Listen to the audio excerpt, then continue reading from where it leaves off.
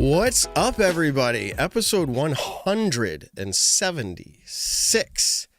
We got the boys here, minus Nick Carl. He is running around scrambling at Olympus Disc Golf Course because I guess it's raining and they have a big event coming up or something, you know? Like it's something going on. He's not able to make it tonight. How are you guys doing? Josh, you're here, Evan, and Ben.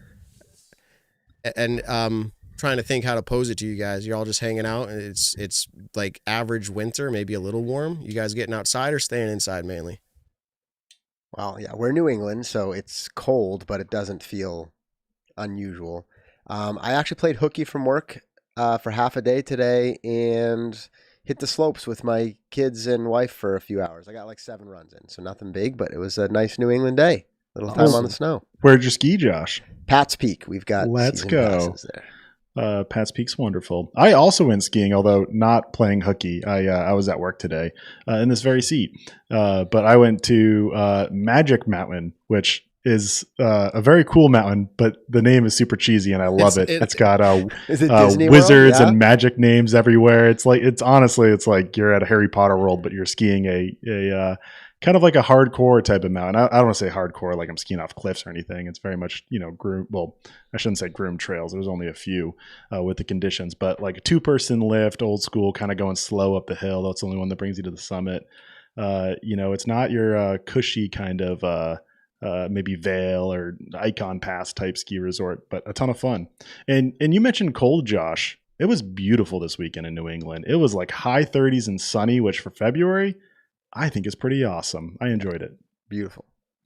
And Ben, the expo's over. We've already talked about it a lot. What are you doing? Vacationing in Bermuda during the week and flying back? So I haven't stopped working for the past 2 weeks because right after the Disc Golf Expo, my dad's fishing expo was the next weekend. And someone has to watch our tackle store, which was me. So right after the Disc Golf Expo, went straight to working all week at the tackle store. And then we went and vended at my father's fishing expo, which was a great success all around, great time, and hoping to get the Disc Golf Expo up to that level of attendees one day. Awesome. I don't know why, but I was hearing some weird buzzing. Were you hearing that? Correct. Wow. Over here. Did you hear it, guys, on the other end? No. I also wanted to mention, I also went snowboarding when I was 21. Where'd you go, Ben? Oh, okay. On my birthday. So that was 4 years ago. Last time I went. There you go. It was in New Hampshire, Loon Mountain. There you go. Nice. If that buzz can be fixed, I'm happy about it, but it's only when you talk, I think. Hello? Something weird, man. Maybe it was your phone. I don't know if we'd get through the show. It's like that speech jammer, when you're talking. Yeah. Like, wow. Let us know in the chat if it's bothering you. I don't even hear it. I think Evan's good, so we'll... You think we're going crazy, though, but we can't talk because No, I believe you. I just don't know if it's a problem with them. Evan and I can handle most of the show. Yeah, that's true. Okay, here we go. Disc Golf 978, presenting sponsor of episode 176 and our friends. If you use the code WeLove978, you get % off, but more importantly, you let them know that you're supporting us and them.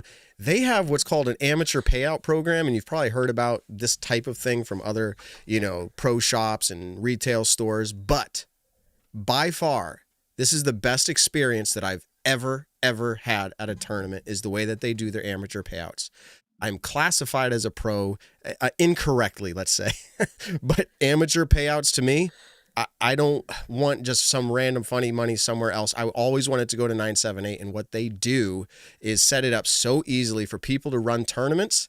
You send them your PDGA report, like at the conclusion of the event, you hit finalize.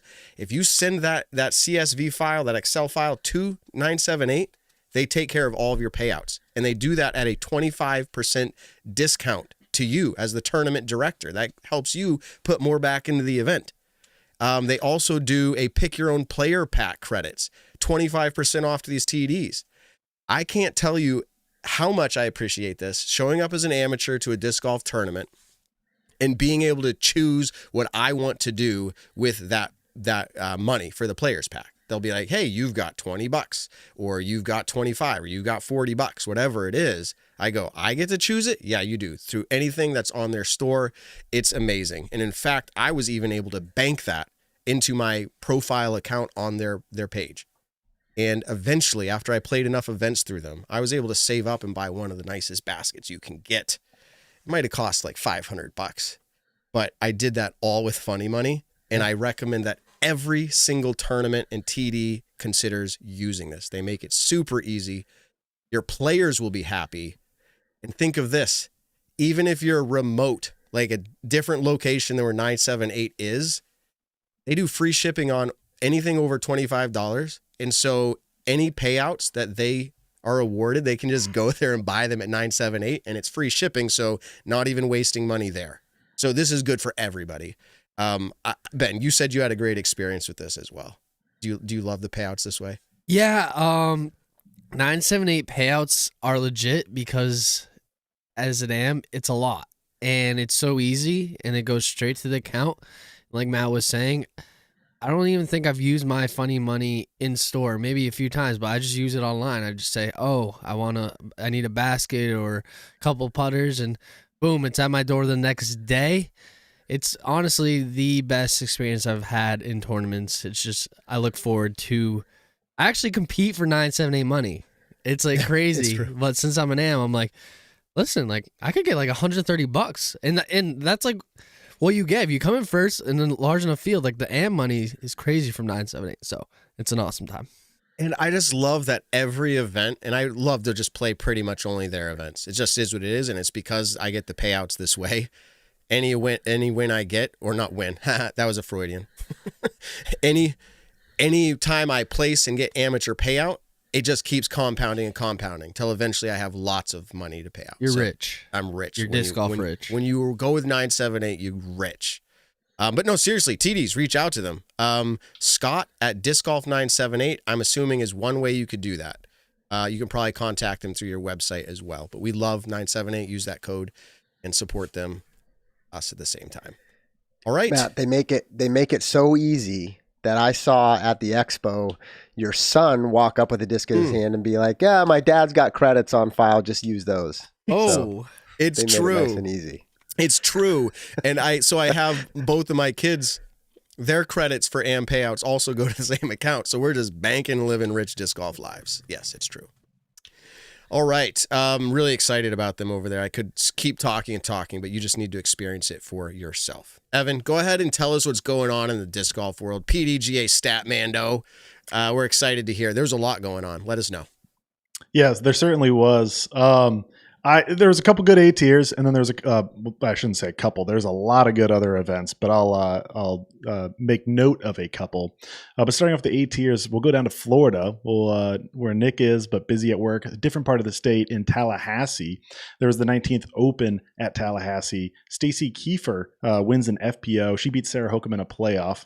This event's probably notable to her because she won it in 2022 when it was a Disc Golf Pro Tour Silver event, although with a different last name. She was recently last year. I don't know exactly. Remember, when it was married. Haas. Her last name Haas in Tallahassee. It was like meant to be. It certainly fit well. All right. So it is her That's second who time it winning is. this event, and the other being in 2022. She had a 968 event rating, which is unofficial until I should know this, the first or second Tuesday of every month. So it is unofficial as of now. The last time she played and won the Open at Tallahassee was a 967 event rating. So she even beat her record based on purely event rating. She beat Sarah Hokum in a playoff, who was looking to extend her streak of A-tier wins in a calendar year. She's done that every single year since 2010, although last year was the first year in that streak she did not do it in FPO. She only got a FP40 A-tier win. She was leading after round one, looking to make it 15 consecutive years with an A-tier win. She'll have to wait for another 8-tier event to continue on that streak. MPO unfortunately had its final round either canceled, suspended. I'm not sure the exact term to use here, but it means there was co-champions. Ezra Robinson and Nathan Queen are your co-winners. Ezra Robinson has now won 3 straight A tiers for himself, and that dates to another Disc Golf Pro Tour Silver event.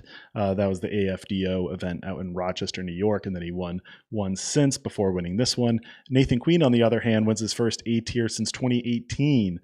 At the Pittsburgh Flying Disc Open. I'm probably not getting the exact name right, but that event that people know of. This one had a really great field, by the way. Players such as Albert Tom, Robert Burge, Silas Schultz, Chandler Kramer, who we might be talking about later, Luke Sampson, Casey White from Massachusetts is starting his season down in Florida, Connor O'Reilly, David Wiggins Jr., AJ Carey and Deanne Carey, Holly Finley, Maria Oliva, the Linz twins, and then Leah Sinagini, who shot, I'm calling this a perfect round, although people might disagree with my word of perfect. She shot all pars, a perfect even round. No birdies, no eagles, no bogeys, no double bogeys or worse. All pars, which was a 957 unofficial event rating. Next up, let's bring it to is this the Tour Down Under? It's New Zealand, Australia. I'm not sure which one's down under. Maybe it's both. The interesting part about this event is it's still ongoing. It's running from Saturday to Tuesday. And we talked to Juliana Korver, who's down in New Zealand last week. And it was like 1 p.m., 2 p.m. their time right now as we're recording on Monday night. They're in Tuesday afternoon. So FPO has already finished, but MPO, at least the lead card, has yet to tee off. So Juliana Korver wins an FPO, beating Zoe Andyke. That's PDGA win number 251 for Juliana Korver. Of course, number 250 was last week, and that's why we brought her on. Zoe Andyke also has never beaten Juliana Korver in an event. She was leading after round one, looking to get that first win against Korver. Zoe being breaking onto the scene in kind of the mid to late 2010s, kind of when Juliana Korver was taking that off time before she has returned kind of in these 2020s era. Like I said, MPO is about to tee off or soon. Corey Ellis leads with 25 under, with Luke Humphreys at 18 under, and then third place is a bit back at 7 down with Dylan Feldman of Australia. I'm going on. I'm good to keep on going, but if you guys have any comments on these events, definitely want to hear them. It doesn't need to be me talking for 15 minutes straight. While you're talking, what you don't know is the green screen's falling on intern Ben. No. All right. I almost want to see that, but keep filling the air. Keep going. Keep it on me. Albert Tom was on a streak in Florida before that, right? Oh, that's right. I should have brought that up because I think he was 100% win rate in Florida. He also won that Disc Golf Pro Tour silver event at the Open at Tallahassee back when Stacy Haas won it, although he does not also win it when Stacy Kiefer wins it. He finished in 4th place, so near the top. Didn't get the win. I think he has an event or two more in Florida before hitting the chess.com invitational. Oh, wow. And I'm going to guess that all those players that I name, or most of those players that I name, will probably stick around Florida for a couple more weeks, play some of those A and B tiers until chess.com starts off the Disc Golf Pro Tour season. I'll move it next let's go to California. To La Mirada, which was the host of the first ever PDGA National Tour event. That was the Golden State Classic. This is the La Mirada Open. I would assume those are different events, but there was one year that it was the La Mirada Golden State Open, something like that. Parker Welk and Owen Scoggins win. Parker Welk, who has got a couple wins this off season, if you call it, or during the winter between Pro Tour seasons. He had back-to-back top 5s at La Mirada, but this is his first win there. He's now up to 8 PDGA MPO wins, and 4 of those being since his kind of surprising, maybe, I don't know if that's the right word, for his DDO win. He only had 3 before that, so he has now won more events since he's won that shocking elite event since before. Owen Scoggins, on the other hand, has won lots of pro events. She has now won back-to-back at La Mirada. Not a new face at the top of the leaderboard there. Then I'm going to swing it all the way over to Thailand. We had the Samui Swine Classic 11. Shasta Chris wins an MPO, but the notable part to me, that or at least that I want to mention, I think, notable to a lot of people, is Terry, the disc golf guy Miller, made an appearance in MP40. He's playing his second ever PDG event in Thailand as a competitor. Of course, he goes there pretty often to film rounds. And correct me if I'm wrong, this might be the course that he purchased, Correct. or at least the property. Thank you, Ben, for being the course stat guy for me here. Terry Miller shot a 975 rated round. Of course, that's still unofficial in round 2. Statmando shared a stat about that, talking about it and making note of Terry. Someone thought that was secretly Terry, and the funny thing is, Terry commented saying he wouldn't share a 975 rated round about himself. It's not notable, and that's true because it would be his 311th 975 or better rated round if it stays at that when he's official. That's a lot of rounds. I have certainly not played that many PDGA rounds. I have played that many disc golf rounds in general, but have yet to have a round as good as 975 rated. So I don't know about y'all. Ben, you probably have a couple. Matt, maybe. Yes. Josh, I don't know. Couple, 2, 3. Couple. Not 311 though, I'll tell you that. No. So congrats to Terry, although in round 3 it wasn't as nice. Terry's entering in more of my level, shooting an 889 rated round 3. Sorry about that, Terry, that I'm mentioning that. But all the love and enjoy your vacation to Thailand. But he owns a disc golf course in Thailand, so he's winning. Yeah, he certainly is. And then let's wrap up as the finale event in my recap with the NADGT finale. This was in Jacksonville, Florida. And I think it's now, or not now, I think we're learning now that it's Eliezra Midtlyng. We'll find out maybe the exact pronunciation later. She wins an FPO by a single stroke. It's her 14th FPO event, this being the National Amateur Disc Golf Tour, but for the finale, is the option for 2 pro divisions, MPO and FPO. And so players playing amateur normally might jump up and play their first or a pro event and maybe finally accept cash. So Eliezra Midtlyng, it's her 14th FPO event. She now has 5 FPO wins. She's only been playing PDGA events since March of 2022. We'll certainly learn more about that shortly. Her event rating for that first event in FA2 was 738. Compare that to when she played Throw Pink Women's Disc Golf Championship just last October, finishing in 10th place with the best players in her sport. She averaged a 969 event rating. That's quite the improvement in less than 2 years. She still hasn't even hit that 2-year mark of playing PDGA events yet. Her game looks phenomenal, and we're excited to see her this season and excited to hear more from her. In MPO, Corbin Michalski, if I'm pronouncing that right, wins an MPO by 5 strokes. He's from Norman, Oklahoma. He has quite the track record. He won the 2023 NADGT National Championships last fall. That is kind of the end of the year event, with this then being the finale, where you jump up to pro to try to win some cash. He also finished 4th at 2023 PDGA Amateur Worlds and MA1. He finished 4th at 2022 NADGT National Championships. And then he's only played 1 open, major, or elite event, and that was 2023 Waco, where he finished 112th. So he's certainly looking to improve on that, getting some phenomenal finishes at the amateur and now newly MPO ranks. That does it for me. Off to you guys, or any thoughts on that? No, that's awesome. It's fun for us because we get to see a little bit into the green room perspective of Ellie as you talk about her. And when you mentioned that one low rating, she's like, no, hands in her face, so. But this is awesome. It's about improvement. It was our first event ever. I can't see her in the green room right now. No, you can't. Yeah, so. Perfect. Well, let's go ahead. I think there's no more delay. The chat's excited. We've got people in there eager to hear this. We're excited. I'm super pumped up. Let's go ahead and welcome to the show Eliezra Midtlyng. I think that I got it correct. We'll ask her about that. But is that correct? Did I get it right, Eliezra? Yes. Awesome. Thank you so much for joining the show.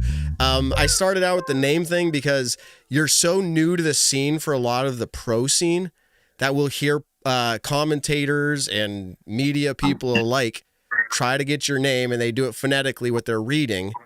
And then on your Instagram, everybody heard you say something different than they were used to. And there's no way that Ellie gets it wrong. So we're glad to have you on here. Can you kind of break it down for everybody, just real quick, your name? What's the emphasis and how is it said? It's Eliezra Midtlyng. It's Eli and Ezra put together. So it's Eliezra. Okay, Eliezra. We'll give it our best go, and I appreciate that. Names are a funny thing, right? Names for the individual, it is what it is, people that know you, and then we get to meet you, and we want to do you the respect of getting it correct. So congratulations on this National Amateur Disc Golf Tour win. Really, congratulations. That's a big deal. Besides your FJ18 win last year at Junior Worlds, that was a major. Where does this win stack up for you? Oh, it's in the top. It was a battle. So really in the top. probably, I put it in second. Junior Worlds was really cool. So Awesome. this is my first. Awesome. Yeah. So break it down for us a little bit, because people that observed live scoring or, PDGA, how it's playing out as best as we could, we see your rating and how it might stack up against the rest of the field. And quite frankly, it looks like at about hole 6 of round 4, you might have lost the lead. But go ahead and walk us through, how did the tournament play out? And then ultimately you got the win, but how did you get to that win? Oh, wow. Well, my competitors, they were all so good. It was an amazing battle. I round 1 was good. I still didn't play to like what I wanted to, but it was still good. And then round 2 came and I ended up getting food poisoning.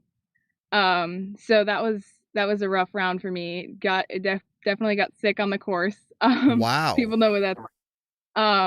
But that was a rough round. I barely made it through. I almost like gave up, but I told myself you can't quit. So made it through that.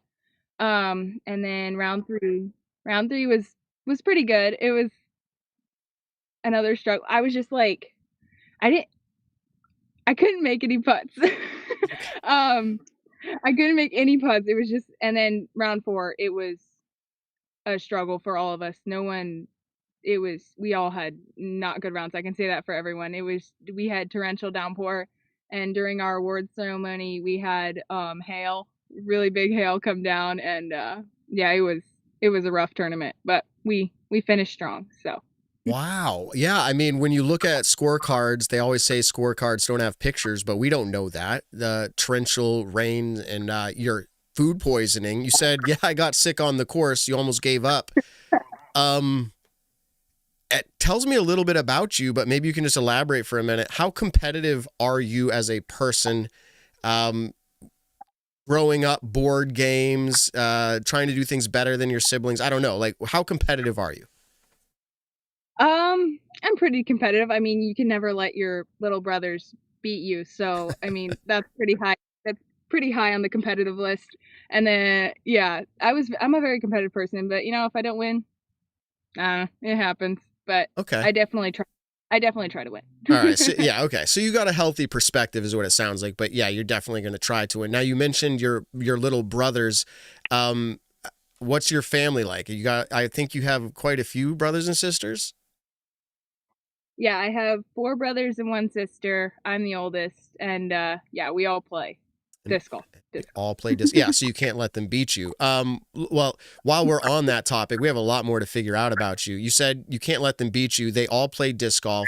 You've traveled around to multiple events. I've seen you and your family at Maple Hill. I've seen you at Junior Worlds. We cross paths fairly often. Where does it stack up? How often are they beating you? Ever? Or are you taking it down just about every time? Well, the next brother in line, my 14-year-old brother, he's getting up there. He can beat, we flip flop a lot between rounds who's beaten. It's getting pretty close, but the other ones, nah, I can beat them. Okay, awesome. Yeah, awesome. Okay, so you started, my understanding is a few months pre-COVID, which is crazy that we can mark a time and space like that, but that's how it is, about 3 or 4 years ago. And correct me if I'm wrong, last year at Worlds, you turned 16, so you're still 16. So 3 or 4 years ago, you were probably about 13, maybe even 12 when you started disc golfing. How was it that you were introduced to the game? Well, it was Jomez's most popular video on YouTube. We watched 2019 Worlds Final Back 9, and just from there we just started watching, and then started stealing our mom's pot lids and throwing them into buckets. And then that was when we lived in New Hampshire, and then we moved to New Jersey, and our grandparents have a course 5 minutes from their house, and they played all the time. So they just got us in on real disc golf instead of like tin lids and buckets. So and then we just played every day through COVID and never stopped. What led you to the Jomez video? Was it just random algorithm of YouTube, or was there like someone that searched for it? No, it just came up randomly. Wow. Yeah. I don't know if I've heard that story like ever from anybody. Like just randomly found it and hooked. Wow. Very cool. Also, I've heard you say, and I don't know if this is correct or not. Is this your first like actual interview per se in this type of element, like a podcast? Yeah.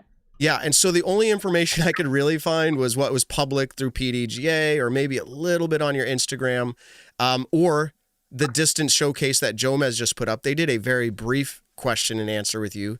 And you mentioned that this all seemed to come pretty natural for you. Like you didn't have to put in a lot of effort there. Did you just see people on the course, or just through watching Jomez, it came like, hey, that's how you're supposed to throw and I can just reproduce that? Or what type of work did you have to put in? Not much? I didn't put any work in until like a month before Junior Worlds. Like I didn't do any field work, no form work. Honestly don't know. It was a miracle. We just would watch so much disc golf. I watched every single GK Pro, Gatekeeper, Jomez,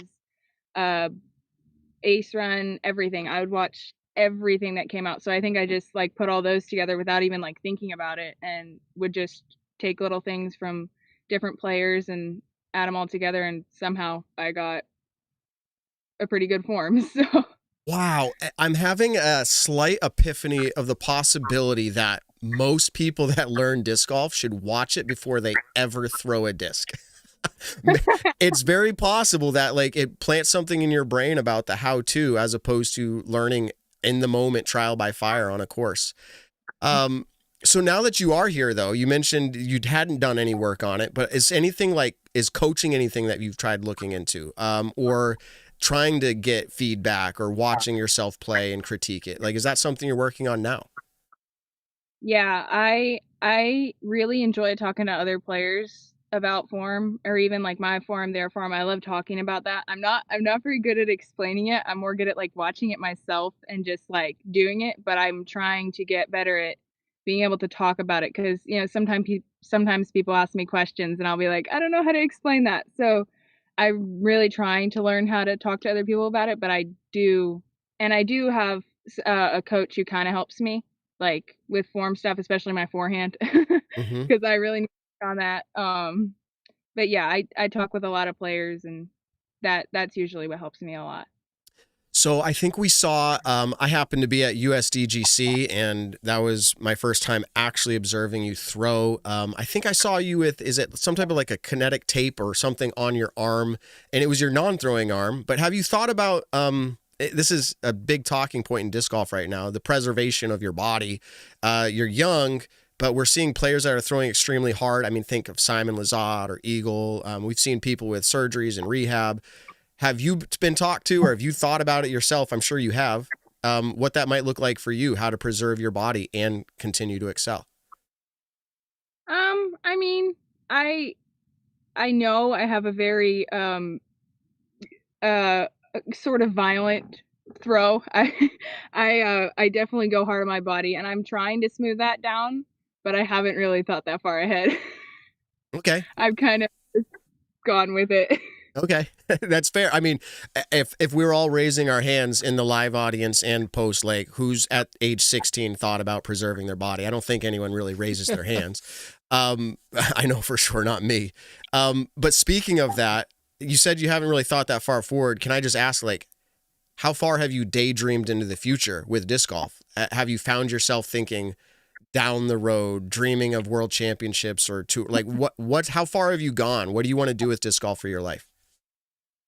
Oh, I want to take it as far as I can. I enjoy it so much, and I'm pretty good at it. So I really enjoy it, and the community is so good. And I mean, of course I would love to win, but if I don't win, it's just the experience. But I would love to win a world championship or something like that eventually. Yeah. As I mentioned, I observed you at USDGC, and I got to see you throw specifically as well in the distance showcase, the one where they pump everybody up and then they hand you a disc that you've never thrown before and they say, throw it as far as you can. And I saw and observed you throw, again, it's plastic you weren't familiar with, but you were clearing the pond with a full turnover, no flex. If you were able to throw something you knew, I'm sure that you'd clear it by a mile. So I know at Worlds, the distance showcase, you threw about 460 feet. somewhere in that range. And Mhm. then at USDGC, I believe you threw over 500 feet. Do you have that number off the top of your head? 536. That is elite distance, and nobody needs me to tell them that. What am I doing wrong, Eliezra? What am I doing wrong? But no. But seriously, I think we're going to do a quick game. If you've ever seen on this segment, it's called Judge That Disc Golfer. We're just going to do one question round. One question round. We're going to ask you a simple question, and this is going to be fun, guys, because we're going to dial it in real tight here. I'll go first. The question is, and don't answer out loud yet, is how far can you throw a disc? Now, we threw some numbers out there, but I want you to pick an exact number, how far you could throw a disc, and you get to decide what that means for yourself. I will go first, and I'm going to say, do you have a number in your head, Ellie? Sure, yes. Okay, keep it locked. You got that number. Okay, don't change it. I'm going to say... Oh man, she really gets a hold of one. 555 is my answer. Who's Ben? You're next. I'm gonna go 536. Okay, Josh. I'm going close, but I say 550. Okay, Evan, what do you think? I want to say 600 so bad. I really want to, but I don't think so. I'll go like five. Did someone say 560? I said 555. Okay, I want to go 565. All right, Ellie. And by the way, you're cool with me calling you crazy. Ellie? Yes, Okay. totally. I appreciate that. Okay. So what number do you have? How far can you throw a disc? 550.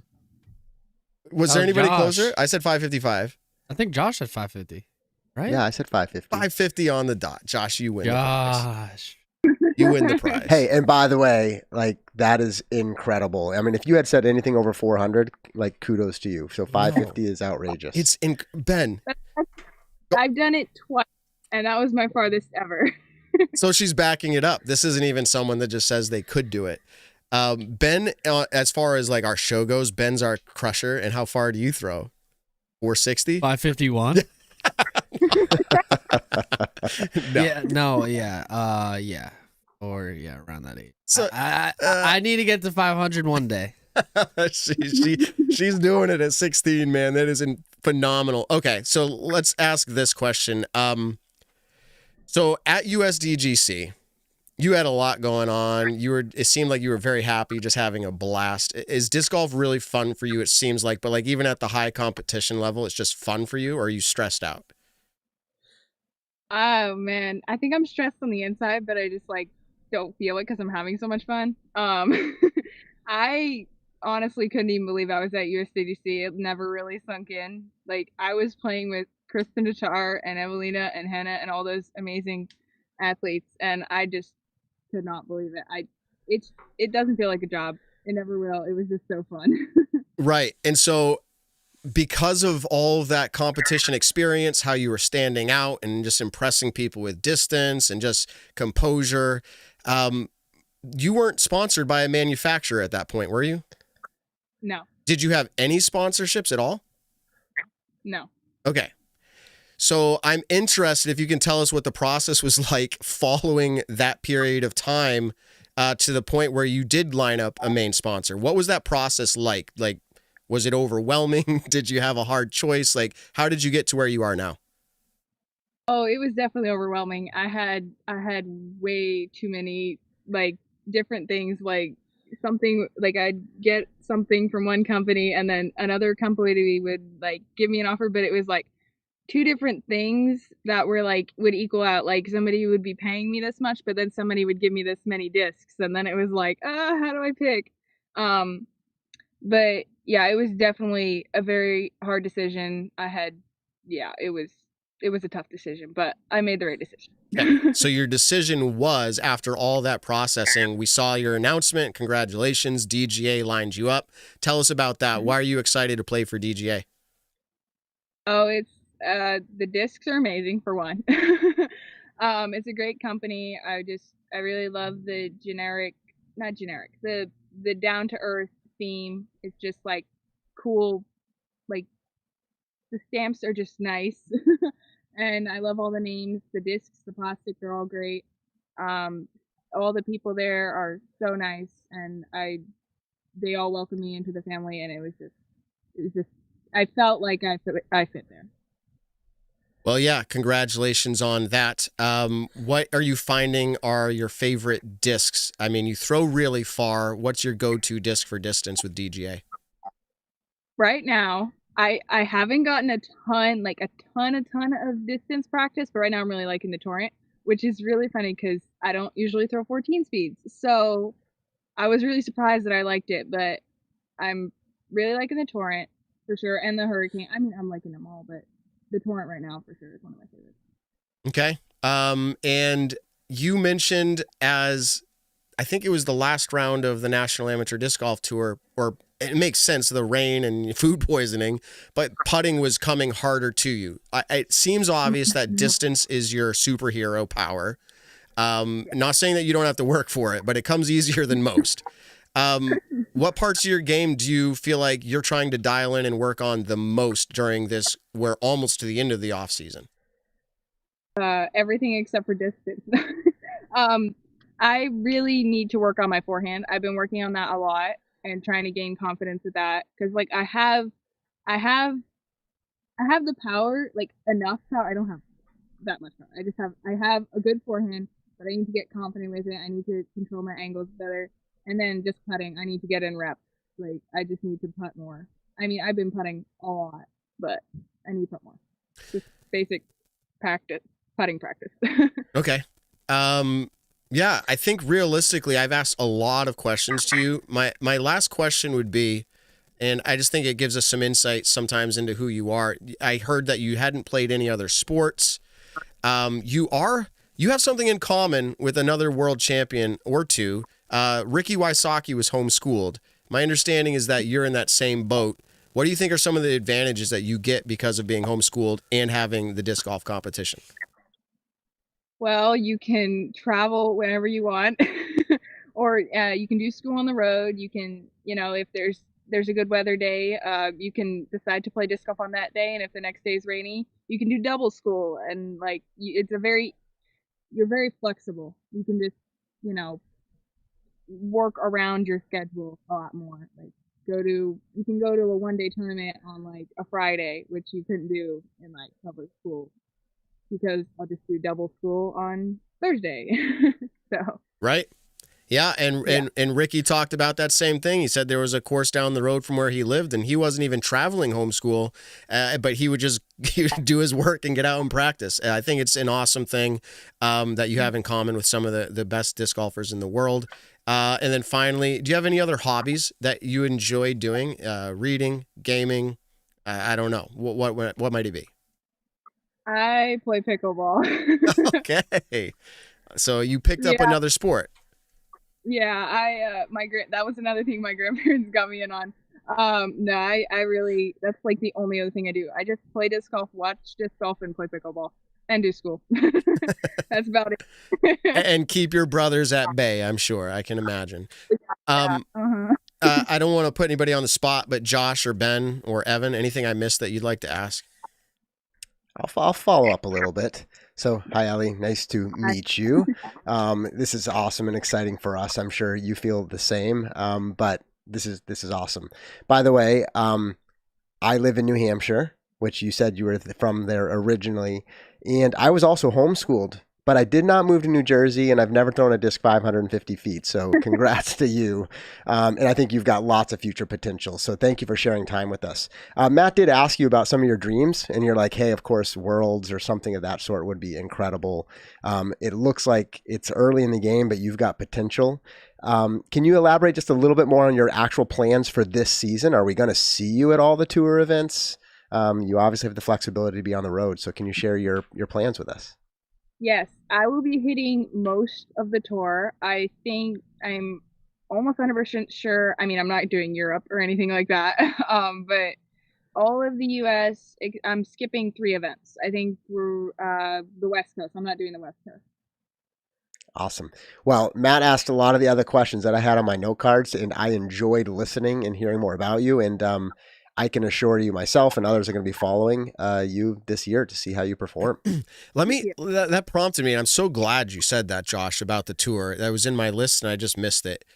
I did see at the National that's a mouthful, by the way, NADGT or whatever it's called. I did see that you were holding up a Pro Tour exemption. Did you need that exemption to be able to play the tour, or were you already all set? I'm all set. That's a long story. Okay. But we got it. Okay, but regardless, if you did get that exemption, you're all set, you're saying? Yeah. Okay. But either way, you have it and you're okay, so we're going to see you out there. That's awesome. Ben, anything? Evan? Yeah. She already pretty much touched on what my questions I had, unfortunately. Cool. But fortunately, I guess, too. Fortunately. Did we miss anything in the chat? Evan, you got anything before she goes? Nope. I've been a viewer here and enjoying every second of it. Very impressed, both in the game and public speaking. So just good luck this season, and hope you enjoy a year full of big events and being on tour. Hey, I do need to go back and clarify though. So you're saying you started playing disc golf by throwing pots and pans lids. I just need to be clear on that because that is awesome if that's true. It is true. Oh man, I love it. We lived on a farm, and that's all we had. We had a homestead, and so in the middle of the mountains. That is right. Well, at some point, if I ever meet you, I'm going to drill into that a little bit more because the whole thing sounds intriguing and exciting, and I'm glad it's led you down this journey. Regardless of how it plays out for you, hopefully this is an amazing experience for you. Way to revisit that, Josh. And where did you throw them into? Is it buckets or trash cans? Trash cans. Yeah. There's something to it, people. Our chicken feed bins. There's something to it. I think we may have learned about the keys to success, Ben, and we're long past that. I already ordered pots and pans on Amazon. On Amazon. They'll be here tomorrow. When you come through, and I'm just assuming, and maybe you won't, but when you come through to Maple Hill, it'll be a pleasure to meet you in person again, and I'm sure we'll be reaching out and getting you on for big moments this year. We only wish the best for you. Is there anyone you'd like to shout out before we let you go, Ellie? Oh, of course, DGA and Pound, and of course my wonderful mother for putting up with me and me letting me travel, and my brothers too. I guess I have to thank them, and my sister. But yeah, thanks to my family, and of course Jesus. Absolutely, we're so glad that you came on. We'll definitely have you on again. Safe travels and good luck. Have a good evening. Thank you. All right, everybody. Eliezra.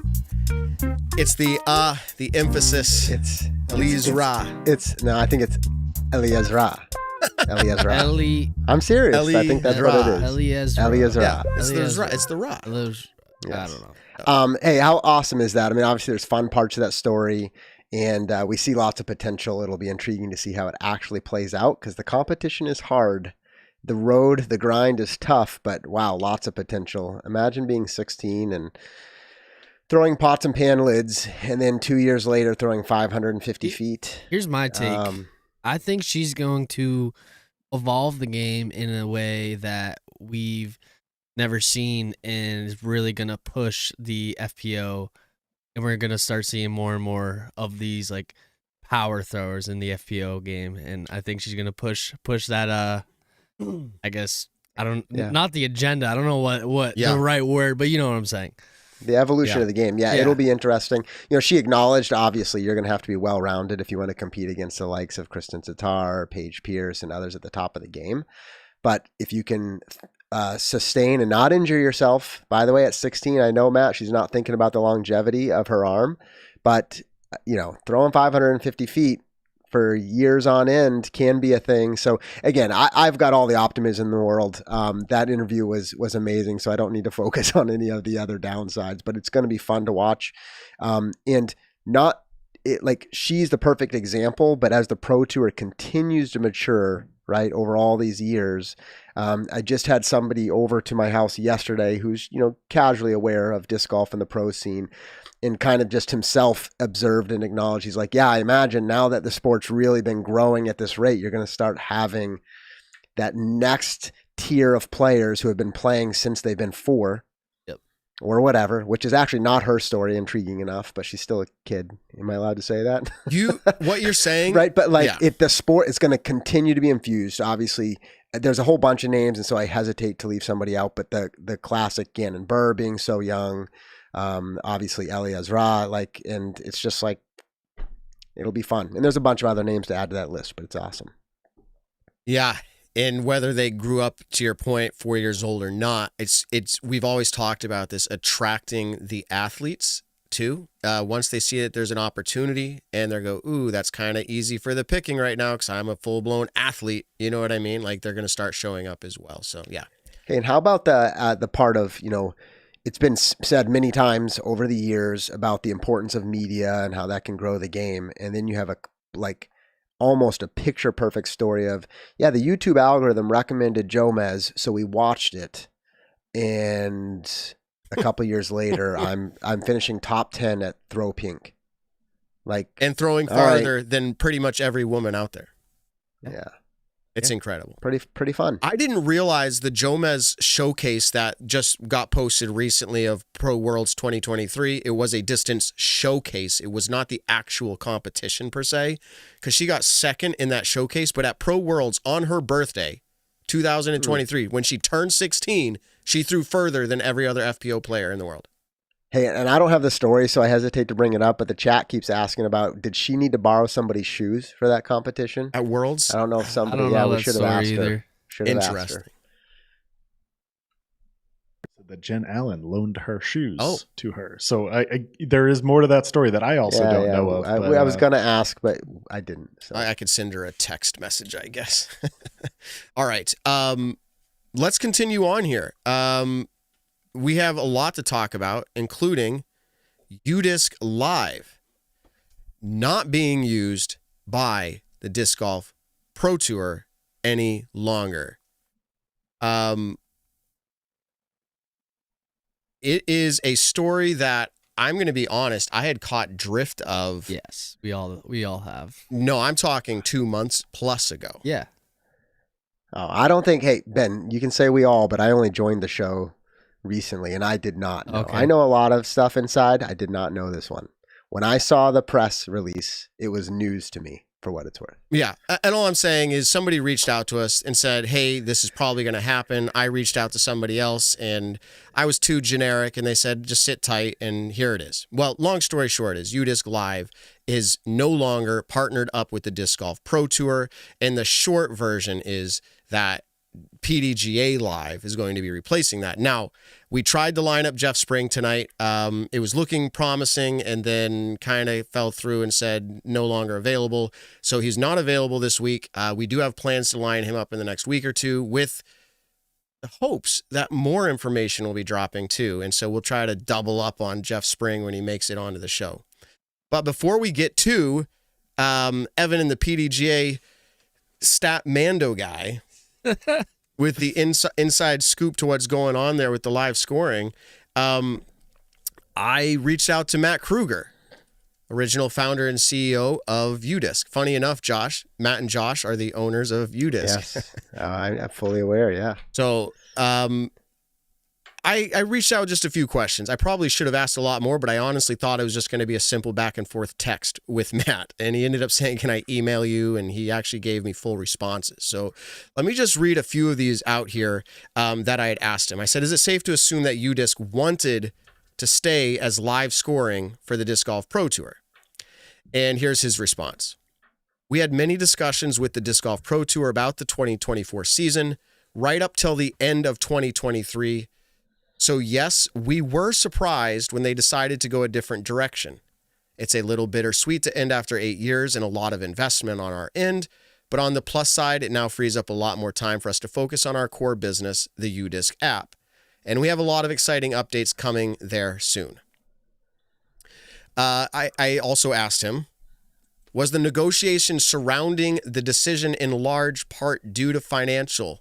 Or like, what was the part of the deal that fell through? Was it a financial thing? And he says the question's probably better suited for the tour. We were very close on an agreement before they let us know about the new direction, and we don't want to speak for them regarding their motivation. So it sounds to me like they're not fully sure.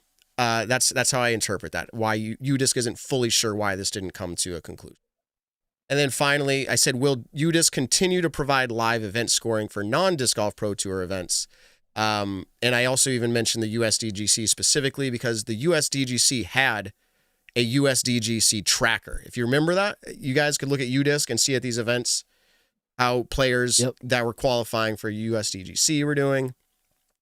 The answer was yes, we powered scoring for over 80,000 events last year, and 99.9% of those were not Disc Golf Pro Tour affiliated. We'll continue to bring innovations to these events via our free league and event scoring platforms. And they also said, we expect USDGC will be scored on the new PDGA platform. We wanted to make sure there would be a consistent fan experience for the season. So we informed the USDGC team about the change as soon as we knew so they could prepare on their end. We did the same for the European Open and the President Cup. And again, just to clarify, the USDGC has a USDGC tracker, and my understanding is the team at USDGC worked hard and probably invested a significant amount of money into making that happen. So to have that kind of pulled away, they wanted to make sure that they had a heads up as much as they could.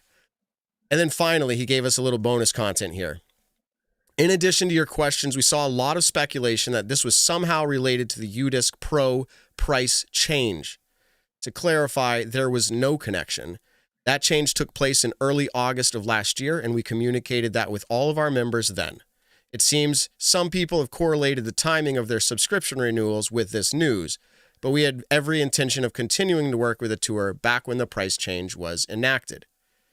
This is a free advertisement for UDisc. We also removed all limitations on scorecards for the free tier.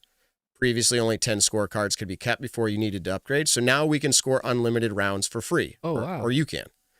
Additionally, UDisc Live was always free to everyone, so its availability one way or another did not impact the price of a subscription. Just thanks for checking in. We're working on exciting things. We'll keep everybody in the loop. Happy to provide feedback if we have any other questions. Anything stand out to you there, Josh, just in general about this whole thing? We're obviously going to get to talk to Evan here in just a minute, but anything stand out to you guys that's like surprising, interesting, or other? Well, I think the story takes full shape when you start looking at what the Pro Tour press release says, what the PDGA says, and I know we're going to get there. So before that, just in general reaction, as I acknowledged, maybe others had some idea that it was coming. But when I saw the release, immediately I was like, oh, wow, because UDisc has been a significant part of the growth of the Pro Tour. Accessibility to information, live scoring, throw by throw, right? Status. I could watch a disc golf tournament simply by watching the UDisc app. Obviously, you're watching in a different way. The evolution of stats, ranking systems, and they did a lot of work there that has provided tremendous value to players who talk about their stats, to the media, to supplementing, the live broadcast from the Disc Golf Network. And by the way, I don't think anybody's discrediting any of that. So I'm just stating it as fact, and I probably missed some things. But so, yeah, I was shocked. And of course, immediately my mind starts to pivot to, so what's this going to look like going forward? I think there's lots of ways that this can be done and be done excellent, and it doesn't all require UDisc. But I am intrigued because we've also seen, I'm talking about the history, not the future, but the history of the Pro Tour with certain missteps. They've always recovered well from them. So no major issues. But also the PDGA with a change in director, obviously Statmando, some of these conversations we're going to have here. So I'm intrigued. I am not surprised to hear Matt say our core business. I think it's worth noting that their core business, if you look at where they even founded or how they started, right? Their initial idea was not to have a Disc Golf Pro Tour live scoring app. Now, obviously, they did a lot of business in that space, but I think their core app still has tons of potential. And I'm sure they'll do just fine because they have an amazing app that provides an amazing service to millions of disc golfers, many which are recreational only. So, yeah, it'll be interesting. I'm more intrigued now about how we move forward. But yeah, my reactions. Yeah, you think about it. It was, lucky for me, it was cool, a part of history, I guess. I was a live scorer for the first ever UDisc live scoring for the Disc Golf Pro Tour. I think I have a shirt somewhere that was like, hey, I'm a live scorer. And that was cool. I remember the servers were crashing. It wasn't handling it well. It was the first time they ever did it, but it was a thing and it was awesome. And we were like, wow, we get live scoring. And it was just awesome, right? So true thanks to them and their innovations to bring that to the place it was. Even working with probably just Smashbox at the time to be like, how do we get scores? And it all helped so much to the place where we are now. I am all about innovation and moving forward. I think that there will be transitional, whatever you want to call it, bumps, speed bumps of sorts. But a lot of times to move forward, it takes a step back sometimes. And you just got to kind of look at the big picture. As far as marketing goes, there are going to be people that are upset, but there's also going to be people that are able to see forward and say, this is going to be better in the long run. I'm not fully there yet. I'm looking forward to hearing from Evan. Ben, do you have any reaction on this? Reactions, I think it makes sense. All in all, I mean, putting it under one house, one roof, the Disc Golf Pro Tour PGA, and bringing Statmando in and doing cool stats like that, it all makes sense. It was expected, and I'm really excited for what is going to be the future of live scoring, and I'm excited for Evan to bring that to us. So, Evan wants to take it away. Well, can we play I'm trying to think of the best theme music. Like, is it Mission Impossible soundtrack, and then like Evan swirls in and he's got all the answers for us? I don't know. I don't know if this is the right one. Oh, it's not the right one. We're going into some epic moment of history, and it deserves to be marked. Everybody, our very own, the cheering in the background. Our very own Evan Kearns of the PDGA and Statmando. Should we say welcome to the show? No, you've been here the whole time. Dude. Yeah, I got the Will Schustrick intro. Yeah. That makes me feel special. Big deal. Except this time your audio worked after that played. It was better.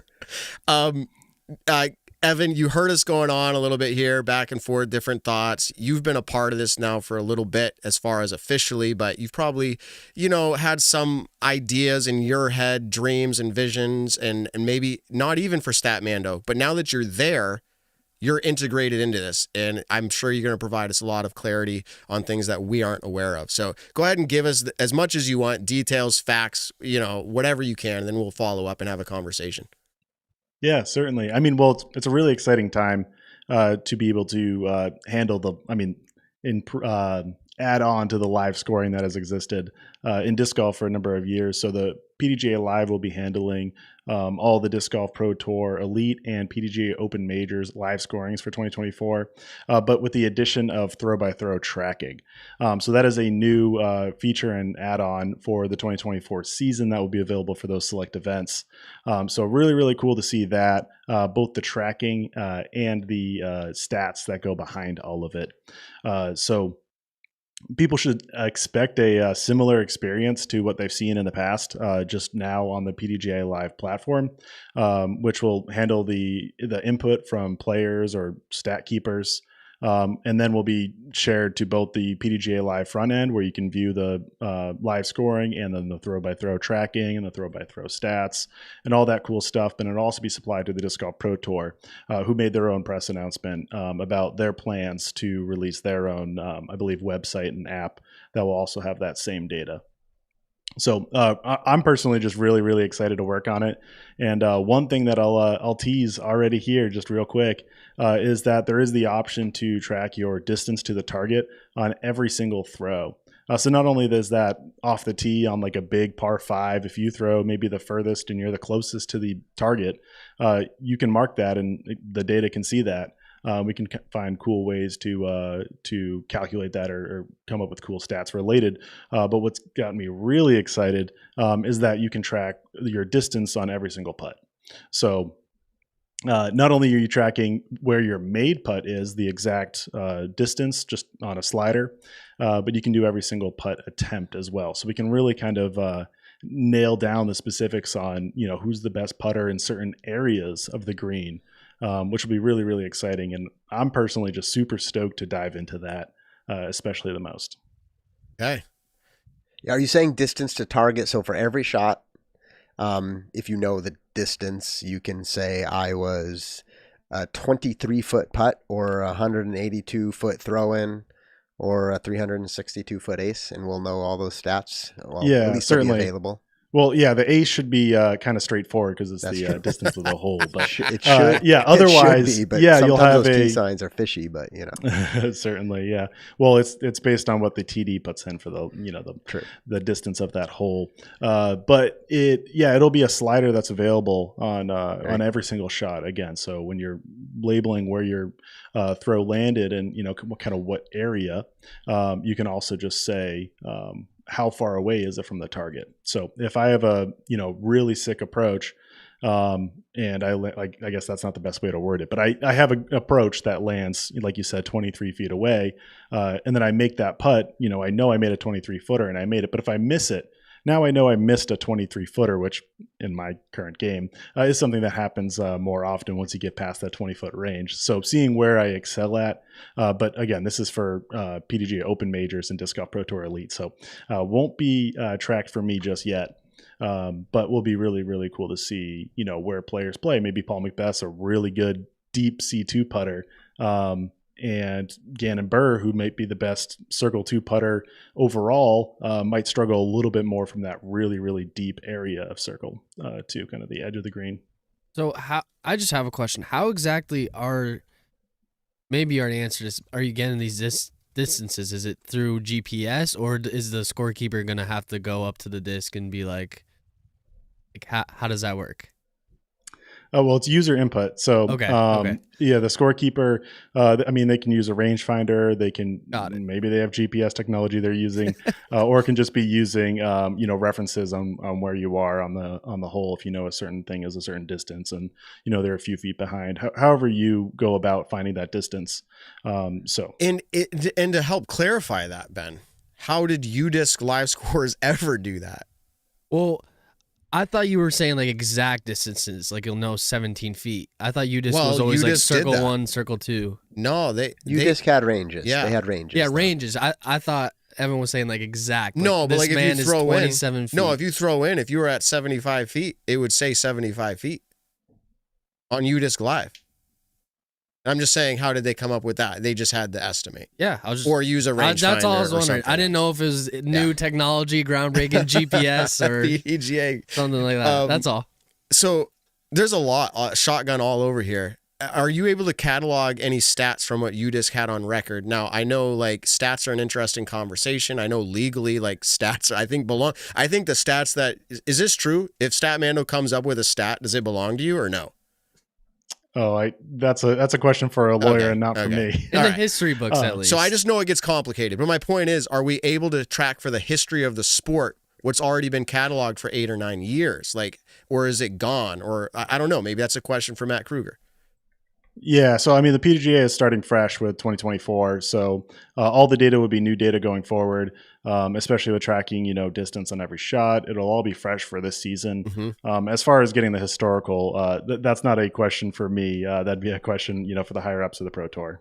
But you do have, and correct me if I'm wrong, like spreadsheets probably as like stat rundowns for whatever you guys have created in the past, where you would say, oh, this person was the best putter in whatever with this percentage circle 2 putts. Like you have that information from stuff that you've created in the past. So I would assume at some level a historian or you guys could like kind of put that together. But that was just a question I had. Yeah, and Matt, obviously, like Evan said, there's probably details to be worked out, but UDiscs, they said they're leaving it up and available. Now, how it's used, there maybe could be legal implications and questions, but it's not disappearing.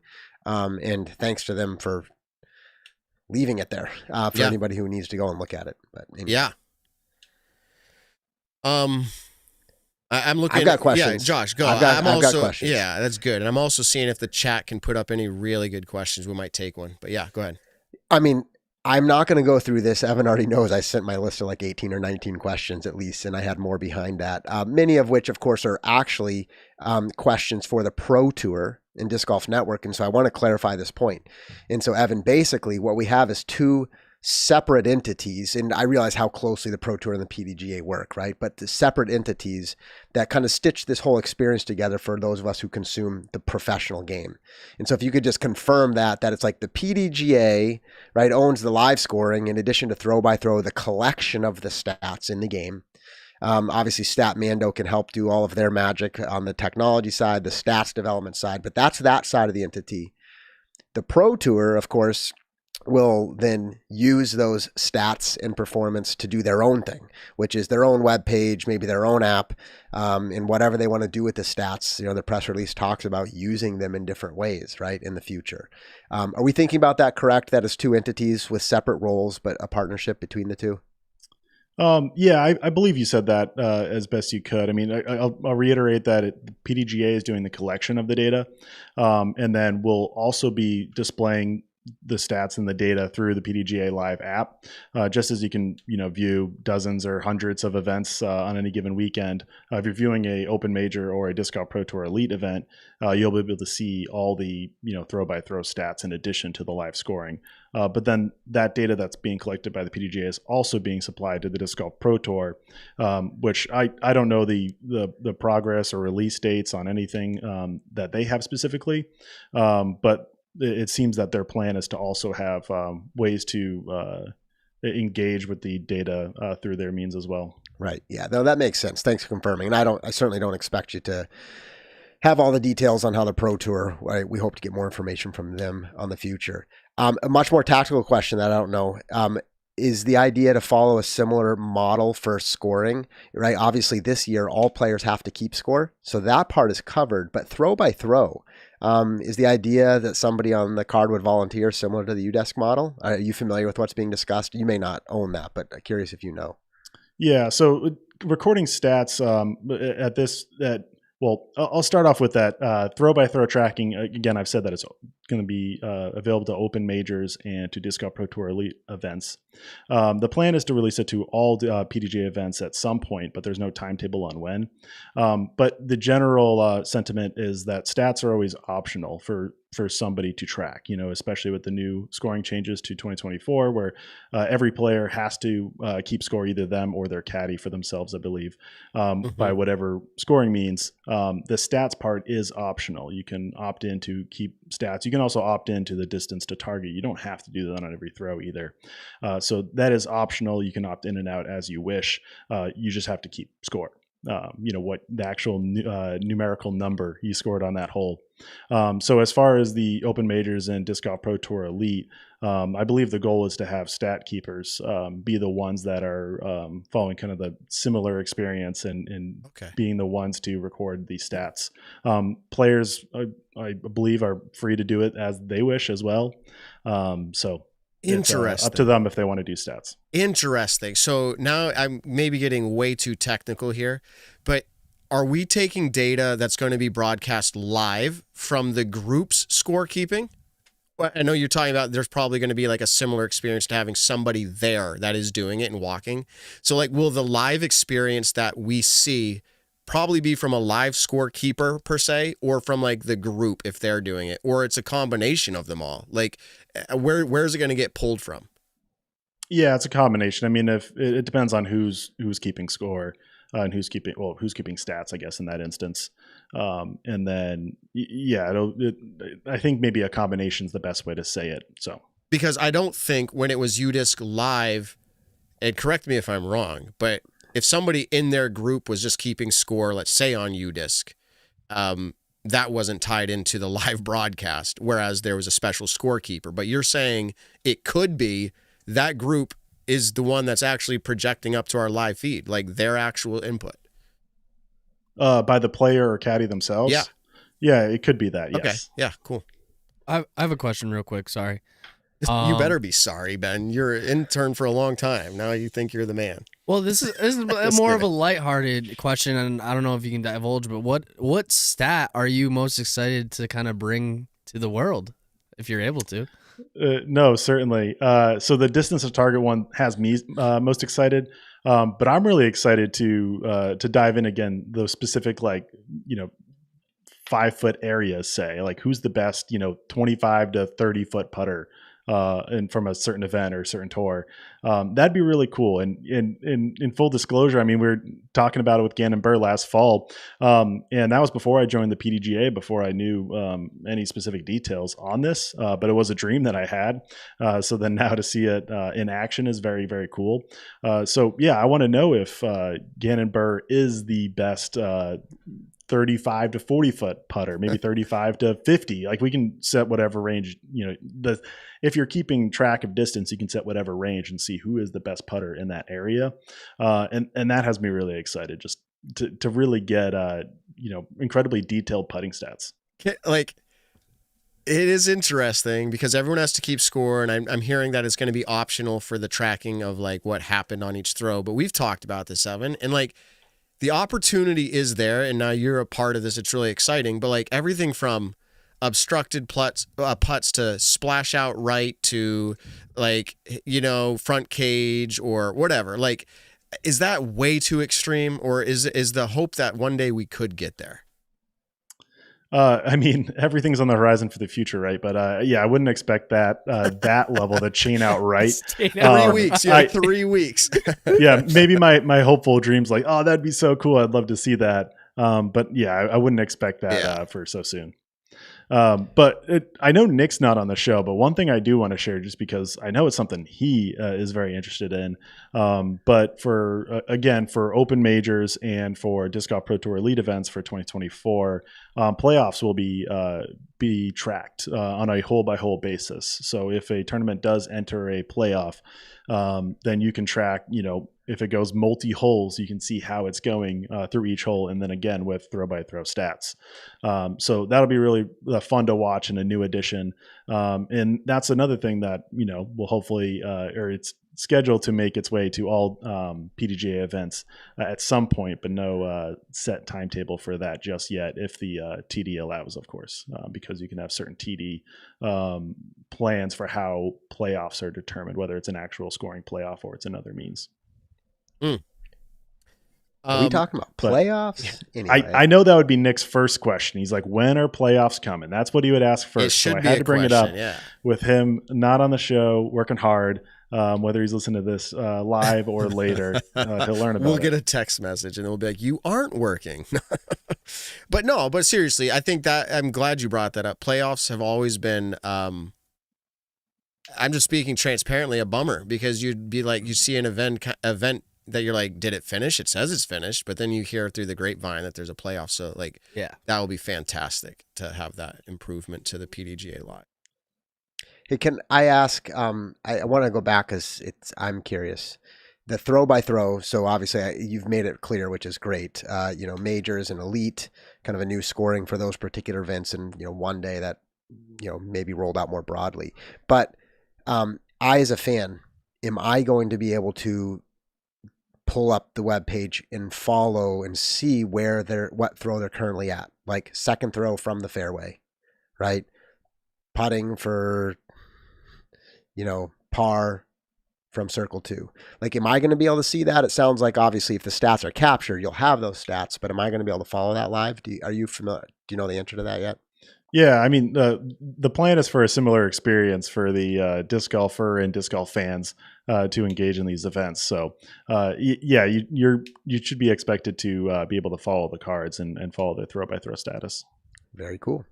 And by the way, we just kind of jumped in because it's our nature, Evan, but I want to actually just say, we may have said this before, but this is really coming to bear. So congrats, because you're in an exciting spot, right? You and your business partners and Dion, and I know lots of other people who have helped, did a lot of work to get here.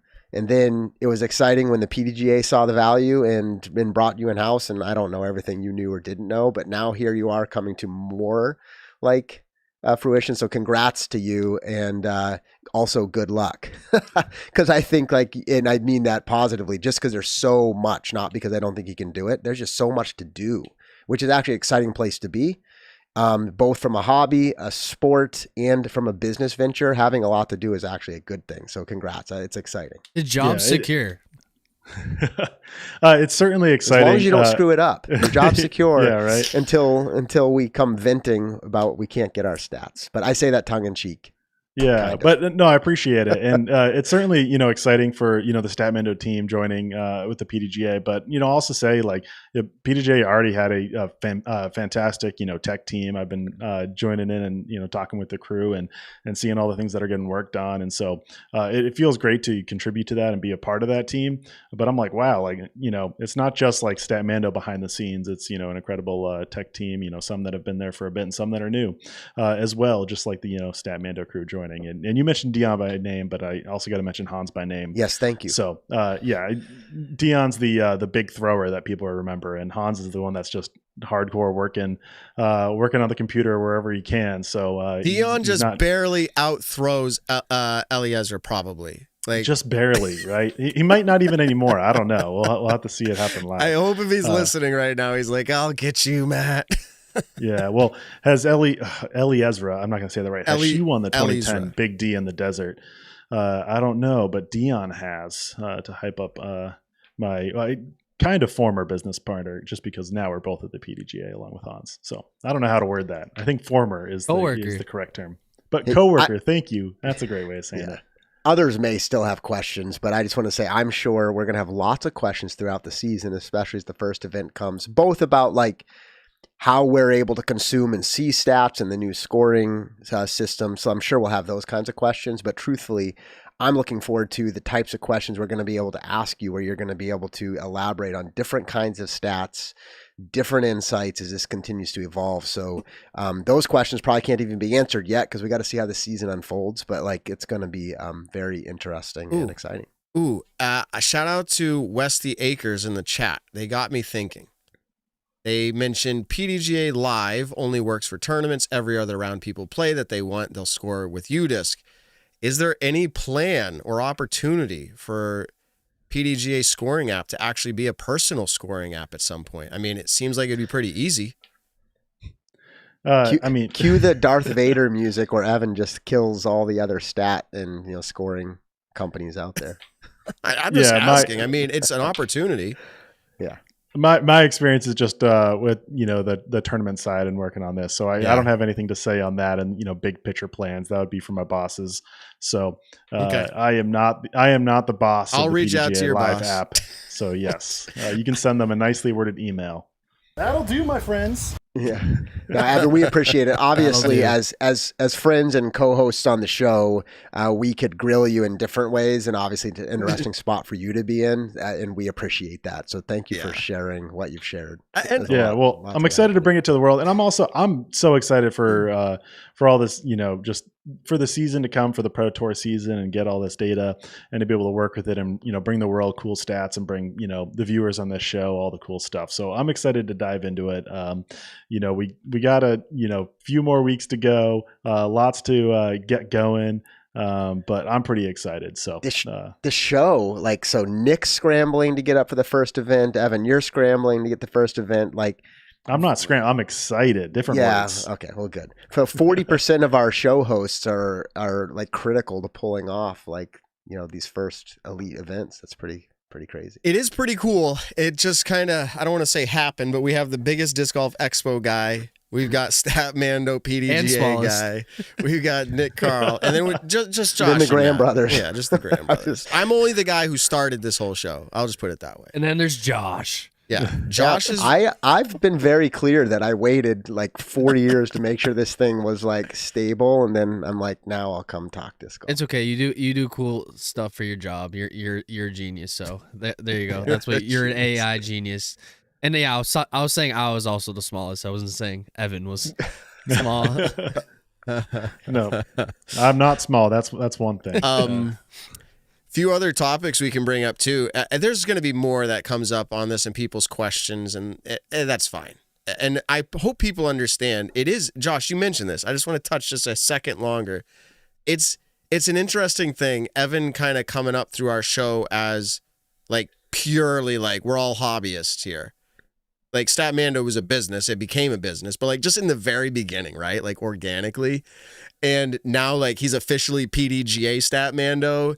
And so for us, it's a little unique because we're well, we want to ask the questions, but he's also our friend. And so we're doing our very best with that. And I honestly think that we asked a lot of good questions here and you gave us a lot of great feedback. So I do thank you for that as well. I this is kind of the Nick and Matt show is like the minor leagues. It like it prompts you for the disc golf world. Like we have Emma going to PDGA. Who's next? Step on. I it. did the expo. And the show itself has gone to the majors to be called Staggered. I was going to say, Nick and Matt show was the minor leagues. Now we're in No, the sorry, Staggered I'm in Stance. minor leagues. Like it, like I know. No. you know what I mean. It brings you. Ben, you're it's missing the point. the It's farm the league. You said the start wrong of show the name. journey. It's the farm league. And now Nick's doing huge things at Olympus. So I mean, Evan, you Nick and I Matt are on show. the He's, same he's page, still so. missing it, but we Evan and I are on the same page. the Staggered viewers knew it Stance. happened too. Yes. Guys, yes, okay, I'm exactly. sorry. Like, I don't know when you guys are kidding or not, so I just have to make sure that, like, I get it across because I just don't want to like be that guy. We're having where you're, fun. Like, getting This is angry. all perfect. Listen, what I love about this, not to get like too much small talk, but is I listened to the show for 4 years and like hearing the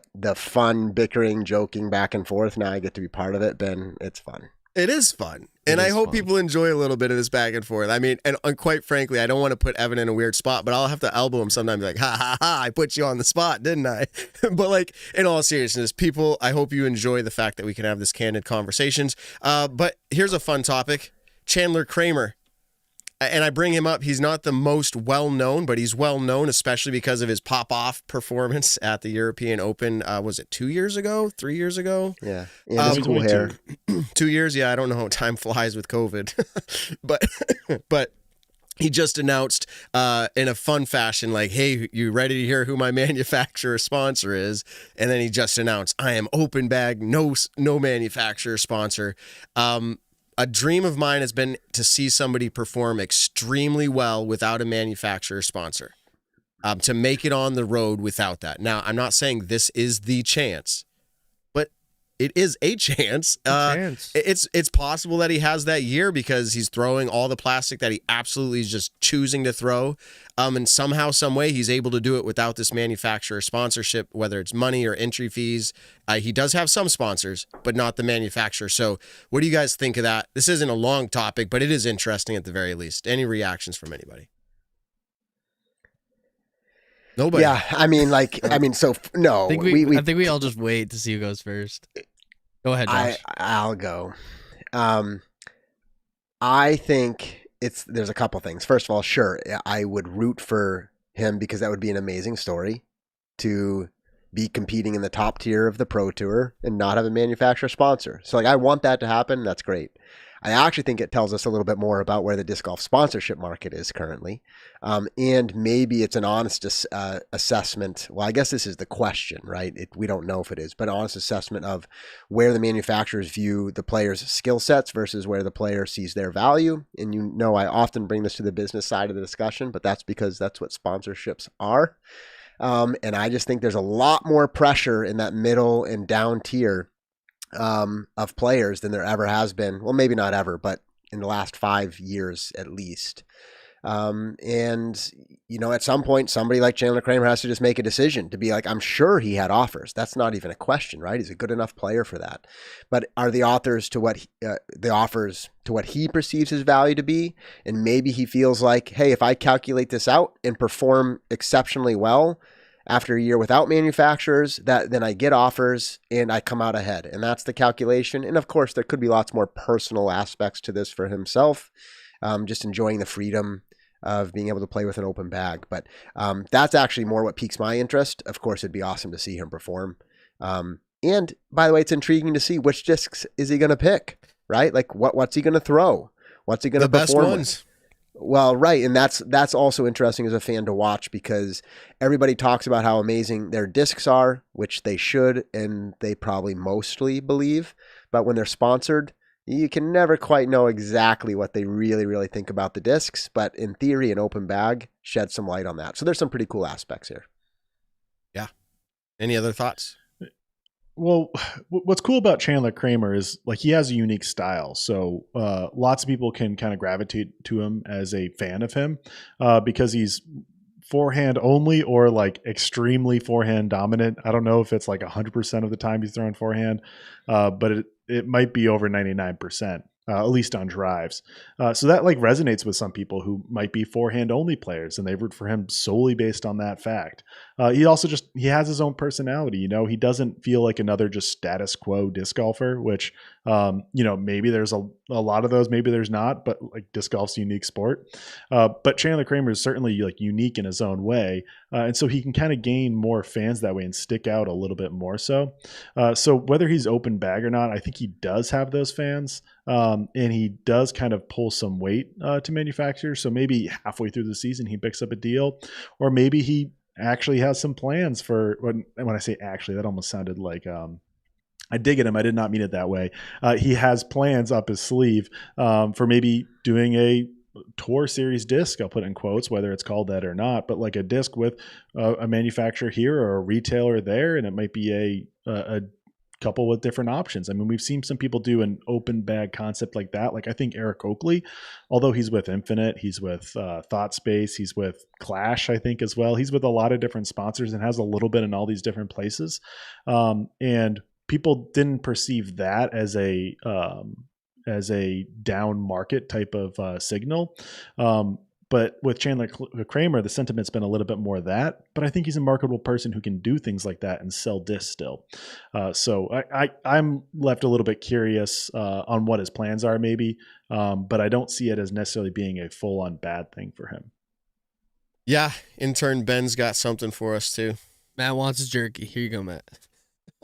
Oh, yeah, Evan, you said retailer. I actually have a little insight on that just by on Instagram and stuff. So Josh Hofstra, formerly who worked at Lone Star Discs, he started up a new disc golf retailer called Dropship Disc Golf, and I believe that is Chandler Kramer's main sponsor. So it's not a manufacturer, but he does have a retail sponsor with former Lone Star employee Josh Hofstra. So I think that's a little cool thing they got going on. Okay. Ooh, they both left Lone Star, so yeah. That's interesting. I did check that out, and I tried to see what is Dropship. Now, this is not a free advertisement, but I couldn't find out too much. It's kind of like a community thing. Right now, it's probably just very in its inception. Yeah, I have a feeling it's one of these things like I left Lone Star or I got removed from Lone Star, however that all happened for both of them. And I bet there's a little bit of mixture in both of that. But then like, okay, well, let's just start something, and we don't quite know what it is yet, but we're going to develop it. That's kind of my perspective there. Maybe we'll have to have them on. Hey, so if you were open bag, but you wanted to be sponsored by a manufacturer, would you actually try to bias yourself to throw their discs to prove that you can throw their discs well so that when they pick you up, you're already rolling with their stuff? So that could also be interesting to watch. If you're at the level of Chandler, I don't know if it's as big of a deal, but like definitely I'm thinking of players. I'm going to throw Casey White under the bus a little bit, but it's not even under the bus. But back before he was sponsored by Discmania, was always throwing a certain plastic because he was like, hey, I love your plastic. Like, come and sponsor me. I love your plastic. So like players do that for sure. But like, and I think it's smart. I don't know what he's going to do. If he picks Innova and Discraft, that would be probably, a good option if that's where he wants to go. Yeah, I would agree. That's a good take. Moving over to news we brought up last week, thanks to Evan sleuthing, Jeremy Rusko officially purchased ECC, Emporia Country Club. And now, did you guys see what the name was? Don't say if you did. I mean, say if you did, but don't say it. I already read the whole newspaper article. Okay, so I'll let Ben have two guesses at what the new name of this property is. The Emporia Empire. Imagine that. Like mouthful, Emporia Empire. Right, and then wait. Here's what it is. Here's actually what it is. Dynamic Discs course. Greatest course of all time course. All right. The Emporia Disc Golf Emporium. That's a good one. I like that. I'm with you, Josh. There's got to be play on words with like something. I already Emporium, know the answer. In Emporia. That's what I always think. It's got to be a dynamic disc. No, it just should just be like Emporium Disc Golf. It would be like in Peoria. Wait, no, that's Peoria. All right, what's the answer? Answer? The answer is Champions Landing. I like it. I actually like it. It sounds really I don't know. It has this weird nostalgia feel to it. Like it's a Means- champion's place. Like that's who has been crowned there, world championships and others. And like, here we are, Champions Landing. I don't know what the chat thinks, but you guys reacted positively. But he officially has done it. He talked to the community because it's going to be available in a lot of ways. I think they're turning it into like pickleball. Other cool. sports are going to be available at this venue, including I think they're keeping up the 9-hole golf course as well, while also upgrading and making the disc golf better experience as well. So like, I'm sure a lot of money is put into this, but to me, I think it's a win for them altogether. I like the comment. They called it Champland. I think I like that better. Nice. That's a cool little shortened name right there. I want to comment on the sleuthing comment you said, which was an announcement, and it made its way around disc golf. And then I just was like, "Hey, did you guys see this?" I guess I was being lazy. Nice detective work, Evan. Yeah. So if I was actually surprised if I was the one to bring it to you because I just were. like. We were talking about topics, and I'm like, that was the thing that everyone was talking about. But Awesome. hey, we talked about that show. So my sleuthing is helping out. But second, like, I got to imagine, Emporia is Jeremy Rusko's, is that where he grew up, or is that just where he's been for a long time? But either way, I'm guessing it's what he considers his hometown. Yeah. And so what's really cool about this is like, he's just doing something great for his hometown. It seemed like, they were trying to figure out investors or a buyer for the property. And who knows, maybe worst case is no one bought it and it turns into an abandoned golf course that just looks bad because it's just overgrown grass that died. And it looks bad in his hometown. So like that's worst case. I don't know if that was the way it was going to go if he didn't come in and purchase it. But he gets to purchase a property right in his town that's this 9-hole disc golf course with a championship level disc golf course with certainly other sports coming on. He's got this chance to be an awesome like center part of his community, which Dynamic Disc, just by being in Emporia, has already done that. So it must be just really, really cool for him and just being proud of his hometown and getting just to like give it so much additional life. Like that's gotta be like, he's gotta be so proud. I don't have any other words, but just like, that's cool for him to be happy with that. So I know people have all sorts of opinions on Emporia and those are all their own opinions, but I know Jeremy Rusko, just without even ever speaking to him, I know that he's just really proud of Emporia and is happy to bring some awesome things to that town. Yeah, I think that's a good perspective. The fun part of our talk show is we do speculate and talk about, what's everybody saying here and there. But like at the root of it, the foundation of it, man, you just nailed it. I think it's interesting that they've kind of self-proclaimed as the disc golf capital of the world. I've been there. It does have a lot of disc golf. They do have billboards that talk about disc golf. Their businesses are a lot tied around disc golf. So like you can't say they aren't in the running. I'll be excited to see how this course, this private venue, enhances that experience. I think it's a massive win. The community, like I said, is really happy about it. I have speculation. I'm gonna give you some speculation. I think, like Evan said, people will talk about, they have their opinions. I think Jeremy is gonna take it in his hands to make this supreme disc golf complex, to make sure that the Pro Tour is going to stay here. He's going to maybe more parking lots, better amenities, stuff like that. And I think he's going to really spruce up the entire amenities aspect and the course to make it a little more exciting. I think that's my speculation. I would hope so. And it would be awesome to see. Yeah.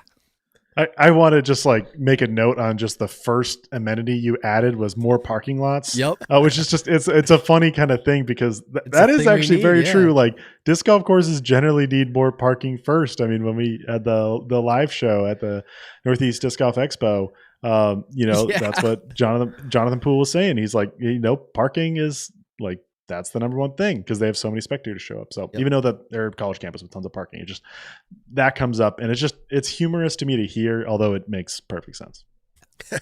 If you've ever run a big event, I'm sure. But I'm thinking like a clubhouse with like a players only section. Well, they have a clubhouse, a massage therapist on the spot. There's a restaurant there. It's all make it a big deal. Make it bigger. Make it the supreme event for disc golf where everyone wants to come back because of how they're treated. I don't know this for sure, but I'm sure there was some form of limitation on their use of that property, some sort. Okay.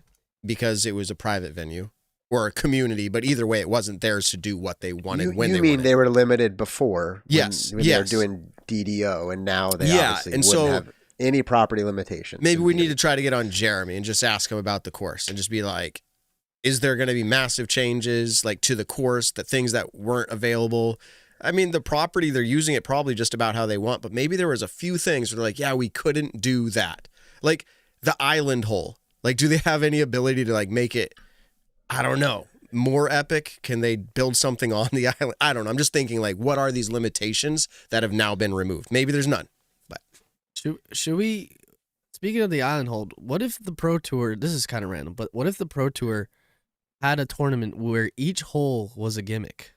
Would that be interesting? Where it's like hole 1's island, hole 2 is triple Mandos, hole 3 is another gimmick. I don't know any others. Keep on going. We need 16 more, Ben. What's I hole don't know 3? what to say, but I want you to finish this. You got an island hole and a double triple Mando. Triple Mando and have no you throw off the reaction, top but of a keep mountain going. and I don't know. All right, that's 3. 15 more. Come on. Hey, it was just up for interpretation. It's up to you guys. he gets out A too. little gimmicky course. I'm more of a fan of just 18 island holes, especially. I mean, okay, people like I'm here That's what I defending mean, Emporia, and I'm going to continue to do it. To do it is people have all sorts of words to that course. We live near Maple Hill, and we always talk about how great hole 8 at Maple Hill is. Like, there's definitely a debate as hole 16 at Emporia Country Club. Well, excuse me, at hole 18, or hole 16. Wow, all over the place at Champions Landing now. Like, it might be the best island hole in disc golf. I mean, there's certainly the others that can be in the conversation as well. But that is a fantastic island. It just looks beautiful. I mean, it's on a golf course on a nice property, but it looks like it's there for disc golf, even though it might like not have intentionally been like a island for disc golf, but it looks like it was built just for disc golf, like you would see in the Masters or something. And I think that's awesome. Yeah. The tee pad, the whole thing. Yeah. So anyways, that wasn't meant to be a massive topic, but I think it was interesting to hear. We kind of wondered if it was going to happen, and then it did happen, and there you go. Really, guys, it's an early show if we were to end, and I kind of feel like we're there. I'll put it out to the chat as this last hurrah. Any other little topics that you guys might have? I'm not trying to carry this longer, but if you had something we missed. The off season's almost over, so a week until All Stars. Yeah. Well, like 10 days or whatever, somewhere in that range till All Stars. We're right. It's not exactly this next weekend. This next weekend, the big sporting event is the NFL Super Bowl, right? But then after that, it's full steam ahead, disc golf season. And yeah, I mean, I'm excited for it. Every year there's something new, which makes it exciting. Meaning there's either new players that you're curious about how they're going to do, new courses, new sponsors, business changes, right? Adaptations, coverage. So every year it's kind of like, let's get going. Purely as a fan, I'm intrigued. Obviously, on a show where we talk about disc golf, it becomes an incredible opportunity to talk about more things. Evan, I've got a stat that I would love to hear more about at some point, which I don't know how to track this down, but this time of the year every year, so before the real season picks up in earnest, we start getting a little bit excited and start observing who's winning events, right? So you've been going down, like Parker Welks winning like, multiple events, or how's AB doing out in Arizona, or like just these early season wins. And I'm just curious, if we went back over enough years, is there any evidence in what I'm generically calling the preseason? Does it have any indication of what actually happens when the real season picks up? I would just be really intrigued, because we always talk about it because it's interesting. We're ready for disc golf, but I'm not sure I've thought about it enough or crunched any historical analysis to say it actually means something. Like, in other words, players who on prior years performed at, a certain average, and then in the preseason they win several events. Do they do better? Or do we just get overly excited about the preseason? Well, I see the point you're going into. My argument would be that it isn't a preseason, but I agree. I use that term, but I use the term kind of to provoke the point I was making. Yeah, that might have been me seemingly being in disgust. I did not mean it that way. Yeah. But I get that like people could see it that way, and just whatever is an elite or above being the season. But I think these events are cool in their own right. I mean, like that's such a big part of disc golf is, playing like, for me, playing a B tier is like the big thing, but playing all the way up to an A tier, like that's the biggest event that many of us will play. Ben, have you ever played in an elite or above, like up at a major or an AM major? I'm pretty sure the answer is no, right? But you've maybe played an A tier, and that's like the big thing. So like that's what people see as, and it's might be their big local event, like La Mirada Open. We don't see a major or an elite event in the Southern California area.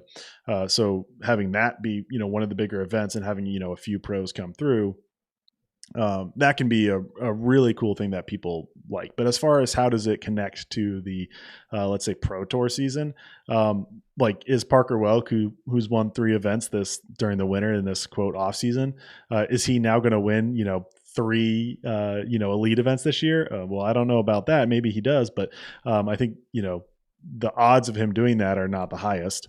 But maybe what it might say is, does Parker Welk going to have a better season or not?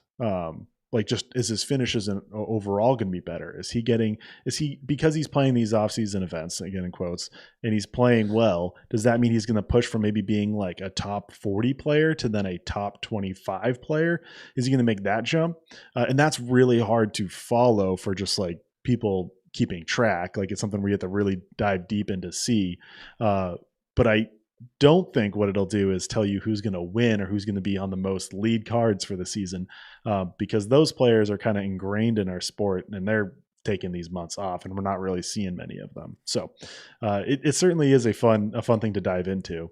That could be something we do. And this may be the first time in the history of this show, and correct me if I'm wrong, but I'm the only one right now as a host right now on the show who has played in an elite. And I didn't place last. Nick's not here, so I'm taking that card. Yeah, 2011 Vibram Open. Out of 160 competitors. Evan might know this off the top of his head, but what do you think I placed? We talked about it before. What do you think I placed, Josh? I do not know it. Out of 160 competitors. 111. MPO. 111. 154. Ooh, Josh wins. It was 141 out of 160. Man, I was going to guess 137, but you didn't go with me. So, well, I figured you just memorized these stats somehow. So, not about people like Matt Graham. Ouch. Sorry, you teed me up for that one. It's all good. You gave me a whole segment once on my rating, so there you go. Yep, that was fun. But Josh, you mentioned the Super Bowl earlier. One, I feel like it's, as us Americans, it's our right to give our Super Bowl picks, who we think are going to win, the 49ers or the Chiefs. But secondly, what does it take to get Taylor Swift interested in disc golf and to show up? Like, could you imagine her showing up to Worlds this year, just being like, "Oh yeah, here's my press box with Travis Kelce. Like, we're just gonna go chill in Lynchburg, Virginia for the season." It wouldn't work. Not for the season. That'd be insane. It wouldn't work. Our sport's not ready for Here's the thing. like I that. can see Travis getting into somehow JJ Watt and him are boys. Travis gets into it. He starts playing it. Patrick Mahomes also rates it as like an underrated true. sport. There Was you it not? go. Remember that video? Bert Kreischer comes out of left field, and Travis is a huge fan of Bert Kreischer for some reason. And then he's like, "Hey, let's huck some discs," and then boom, they're at Worlds just like that. That's the 6 degrees of separation for disc golf. We could do that game sometime. We're like, who do we want to play? Can we find out somebody who knows them? I'm sure we could. That was fun. All right. I want Super Bowl picks, though. Even if you guys don't watch football, just Chiefs and 49ers. Let's hear it. Whether it's who you want to or who you think to, I think for me, it's probably the both. There is a picture of me, probably 5 or 6 years old, wearing the full helmet, pads, like the full get up of the Kansas City Chiefs. That is my second team. Behind the Patriots, and the Patriots aren't in it. I'm going for the Chiefs. I think they're going to win, and I would like them to. And call me crazy, like nobody wants them to win because they just keep winning, but there you go. That's who I think. Chiefs. Do we have to do a score? Do we have to do a score? We can do whatever you want. I don't know. I just making this up on the spot. You can say your favorite Super Bowl entree or tradition. I don't know. I'm going to say 27 to... What would it be? 27 to 17.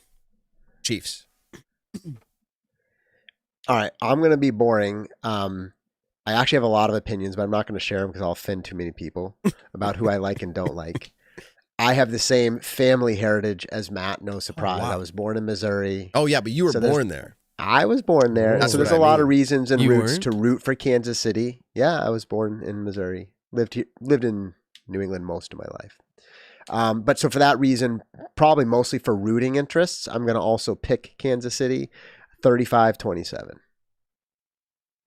I guess I'll go. So Brock Purdy was my fantasy quarterback towards the end of the year. I was actually in the championship game and he put up 3 points. I needed 10 and he made me lose, so that actually hurt. That actually hurt. So he needed 10 points from your quarterback and he puts up 3. That hurts. Yeah. I'm sorry. Yeah. But yeah, I don't know. I think he's Mr. Irrelevant. Like, he was the last draft pick in whatever class he was. Like, what a story to be the last draft pick and win a Super Bowl. So I'm going to go 49ers. I hope they win. I'm rooting for the 49ers, but my pick is the Chiefs. I think it's kind of that you pick the team you don't win, so you're happy either way. Yeah, you know, either right. the team I'd rather win wins or the team that I pick wins. But yeah, I don't want to see the Chiefs win another one, but it just, oh no. Let's play this music next week when the Chiefs ultimately win and the 49ers blow it in the fourth. Yeah, and then if the Chiefs win, then Austin Mahomes. Patrick Mahomes is the GOAT over Brady. It's simple. Yeah, certainly. It's that There's easy. so many reasons. This takes is why 5 years. I just wanted to trigger you guys. I'm sorry. But I just like, no. Anyway, Josh is so bad. I'm done. But the thing is, like, the I'm rooting for the 49ers Chiefs for family interests, but I can't stand their team. So there. The 49ers are a classic, big time NFL franchise that, maybe had a few down years and, made the Super Bowl with Garoppolo and against the Chiefs in 2020. Didn't turn out well for them. But they're also a team that, like, if they win this Super Bowl, they could come back for the next few and stick around and be a little dynasty as well. And then we're rooting against them when, ultimately whatever next team starts being at the end of the day, right? Good team. For those, none of us sound like we're hardcore fans of either of these teams. I mean, we have reasons to root and pick them, but like, how about let's just root for a really good, exciting game? Because good, exciting Super Bowl games with that much on the line can be pretty epic. So that's what I really hope for. I'm rooting for a lot of picks. Like, I just want to see Mahomes throw like 3 or 4, and then Purdy just like gets nervous and tosses a few up. I don't even know. The nerves, that's a big thing to consider. That'd be fun. I wouldn't mind like a 3-0 game. I'm a soccer fan here. No. Oh my goodness.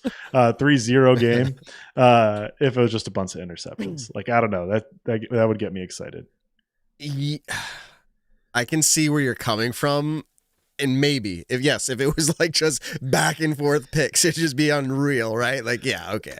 But yeah, it's got to be interceptions and turnovers. Yeah. Like, I mean, we can go back to the Patriots over the Rams, which were really boring some people here. Sorry for making this go on too long, but that game, although Patriots fans, we certainly enjoyed it, but it was a lot of like punting and just like 3 and outs. And, that's not the thing people like, even if it's low scoring. We want 3 and 28s against the Falcons. That's what we like. Yes, certainly. Yeah. If the Chiefs go up 28-3 and then lose, like, that would be, I mean, it would be not as fun because the 49ers would have something the Patriots also have and got to, protect that brand. But it certainly would be fun. So, and I don't mean to offend all of our Kansas City people. You have fantastic barbecue just rooting against your football team.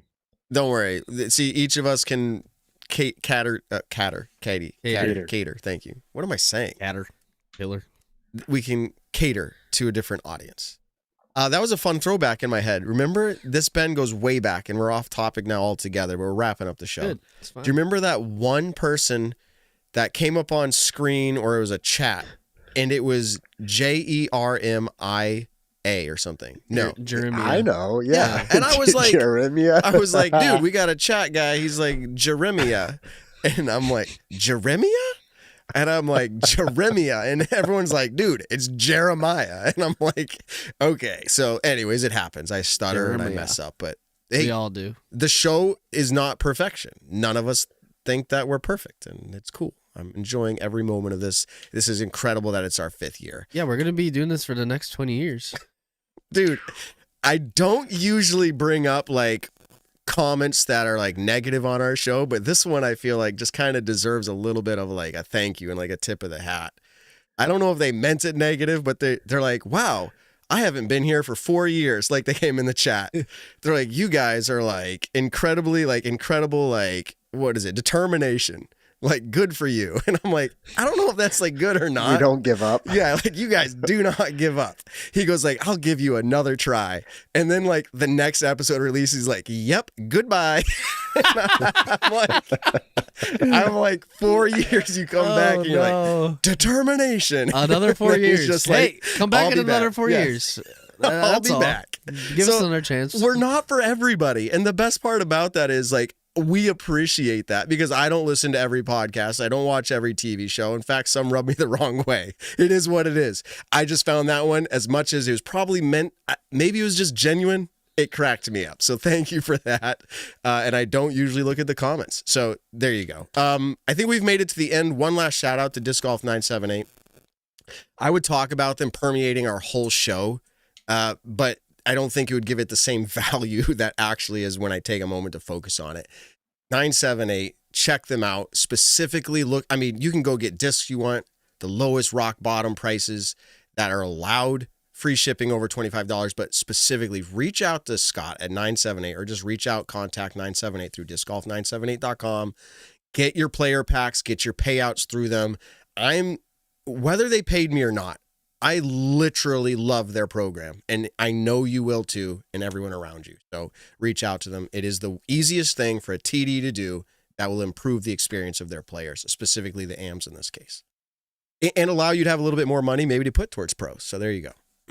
All right, guys. Nick wasn't here tonight. That's probably why we're finishing 5 minutes early.